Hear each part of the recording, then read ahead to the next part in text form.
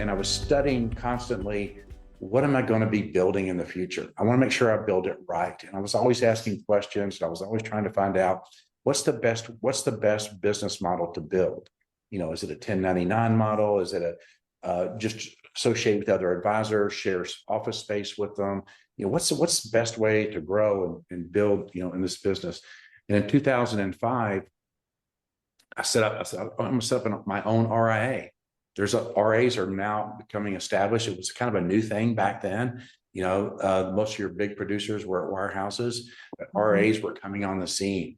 And I thought, okay, that's what I'm going to do. I'm going to set up my own RA.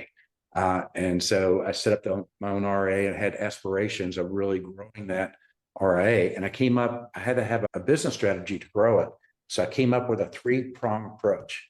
And I didn't want to just rely on one engine to grow it. I wanted at least 3 engines to try to propel me into growing a big RA. So one, I knew that organic growth was important. And I said, I'm going to focus on organic growth. Some people are growing organically, some are not. I've got to come up with a very good strategy to grow organically. And I already have a niche market, so I think I could drill down on that.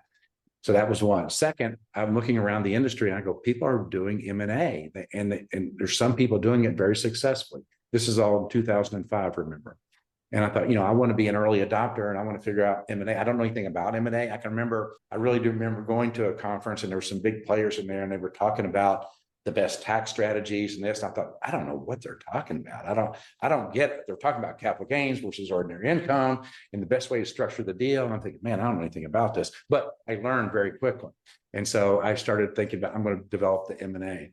And then third, I did think about trying to help other advisors in the industry. And I saw a lot of advisors working for broker dealers.